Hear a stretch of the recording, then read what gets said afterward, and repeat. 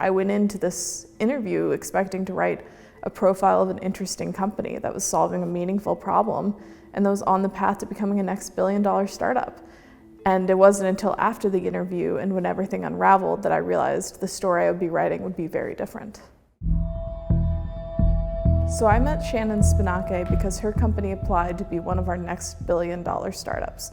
This is a list that Forbes has put together for the last 5 years. We just released our 6th year. Cleo jumped out to me from the list of our finalists for next billion-dollar startups because I was really interested in what Cleo is doing as a company. I'm at an age where a lot of my friends are having kids and they're starting to face these questions of how will I return to work after being a parent? When I first met Shannon, I thought she was great. She's very charismatic. So when I asked her about her age in the interview, she responded and said, "Oh, I'm 35." And then paused and said, "No, wait, I'm 36. I just turned 36 in April." And we both laughed about it because it's a totally normal thing to forget that, oh, my birthday just happened or be off by a couple months. It was when I asked about her parents. She asked, "Oh, do I have to tell you what they do?" It caught me off guard a little bit. That's kind of a question a lot of people would answer, especially if you're in the parenting space. I emailed our researcher at Forbes and I said, "Hi Sue, I just met a really interesting CEO. Her name's Shannon Spanhake. She's 36 years old. She was born in April. She grew up in upstate New York. Can you help me find any information about her parents?" And the first thing she said was, "Age check. She's not 36, she's 42.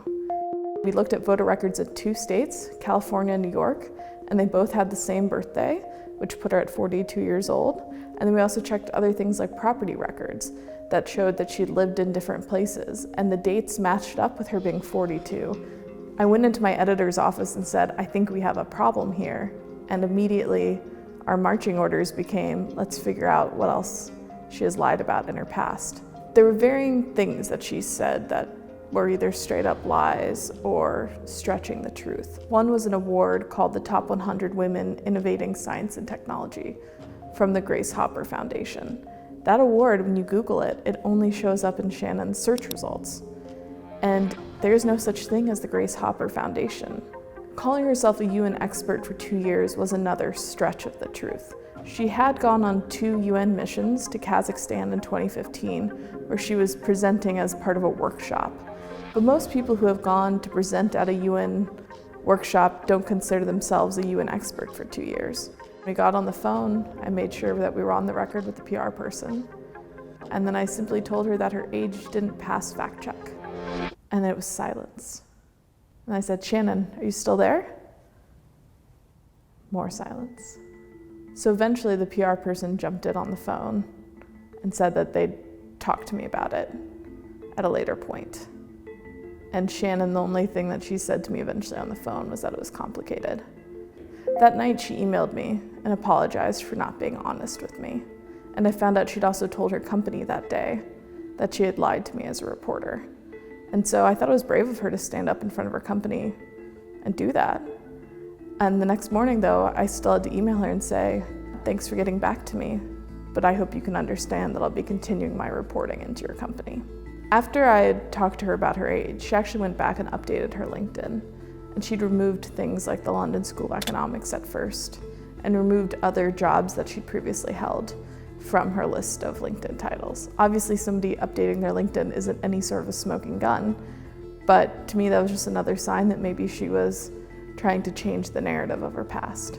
I also start reaching out to employees, both current and former, on LinkedIn and through social media. The major themes that came out of these conversations with the employees was that the company was selling this idea of a better workplace for parents, but internally it was not living up to that standard. And that was something that across the board, employees, current and former, were frustrated. And I think that's what tips the scale at the end of the day into why this is even a story in the first place.